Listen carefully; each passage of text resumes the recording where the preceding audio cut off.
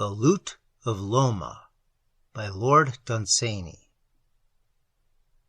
Coming back laden with the loot of Loma, the four tall men looked earnestly to the right.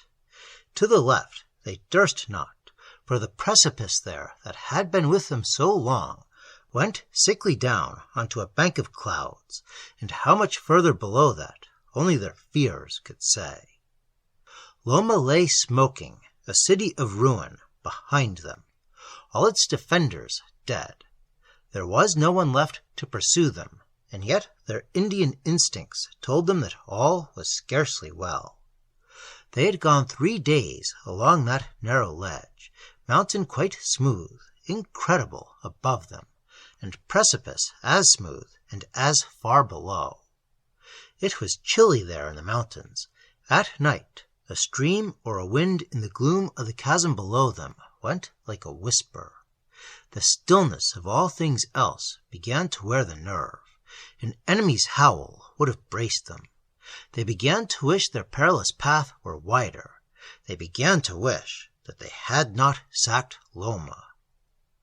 Had that path been any wider, the sacking of Loma must indeed have been harder for them, for the citizens must have fortified the city, but that the awful narrowness of that 10-league pass of the hills had made their crag-surrounded city secure. And at last an Indian had said, "Come, let us sack it." Grimly they laughed in the wigwams. Only the eagles, they said, had ever seen it, its hoard of emeralds and its golden gods. And one had said he would reach it, and they answered, "Only the eagles." It was Laughing Face who said it, and who gathered 30 braves, and led them into Loma with their tomahawks and their bows. There were only 4 left now, but they had the loot of Loma on a mule. They had 4 golden gods, 100 emeralds, 52 rubies, a large silver gong, 2 sticks of malachite, with amethyst handles for holding incense at religious feasts, 4 beakers 1 foot high, each carved from a rose quartz crystal, a little coffer carved out of 2 diamonds, and, had they but known it, the written curse of a priest. It was written on parchment in an unknown tongue, and had been slipped in with the loot by a dying hand. From either end of that narrow, terrible ledge, the 3rd night was closing in. It was dropping down on them from the heights of the mountain, and slipping up to them out of the abyss. The 3rd night since Loma blazed, and they had left it. 3 more days of tramping should bring them in triumph home, and yet their instincts said that all was scarcely well. We who sit at home and draw the blinds and shut the shutters as soon as night appears, who gather round the fire when the wind is wild, who pray at regular seasons and in familiar shrines, know little of the demoniac look of night when it is filled with curses of false, infuriated gods. Such a night was this. Though in the heights the fleecy clouds were idle, yet the wind was stirring mournfully in the abyss, and moaning as it stirred, unhappily at first, and full of sorrow.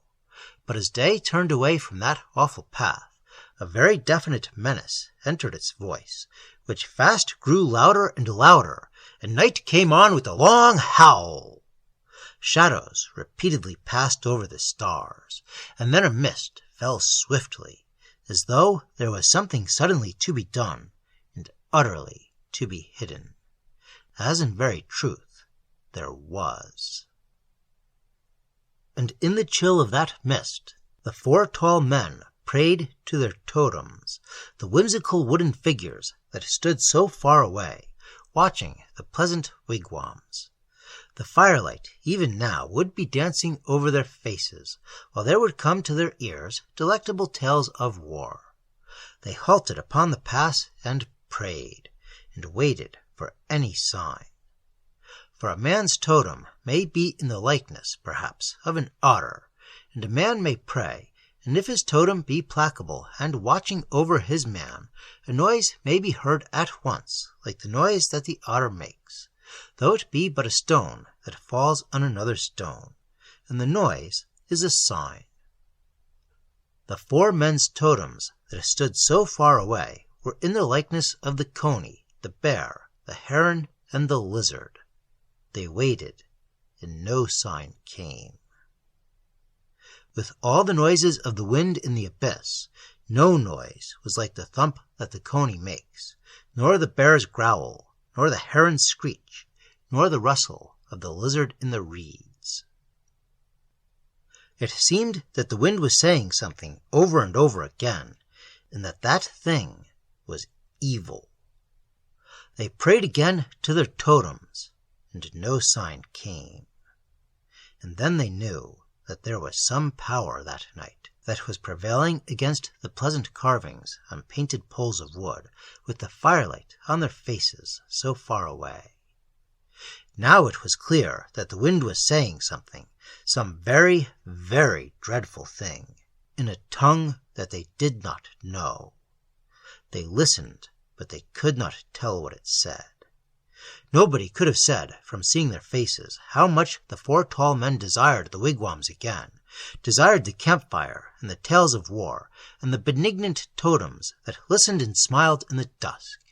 Nobody could have seen how well they knew that this was no common night or wholesome mist.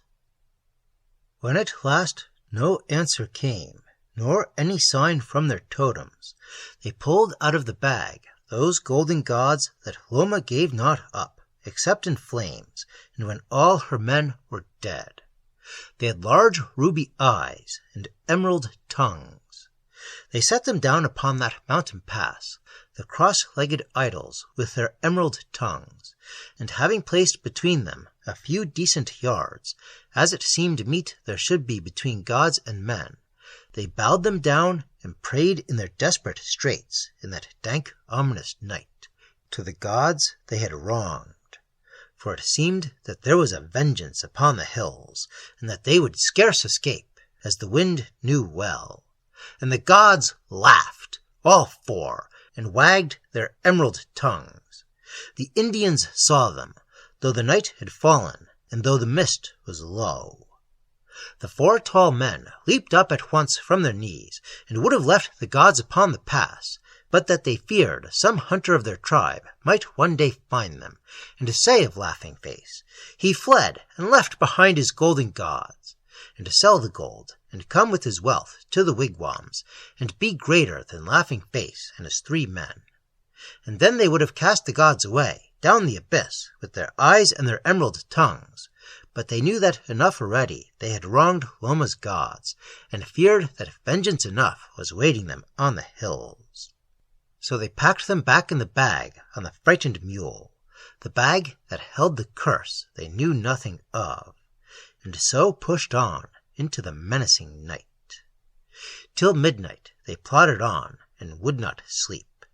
Grimmer and grimmer grew the look of the night, and the wind more full of meaning, and the mule knew and trembled, and it seemed that the wind knew too, as did the instincts of those 4 tall men, though they could not reason it out, try how they would.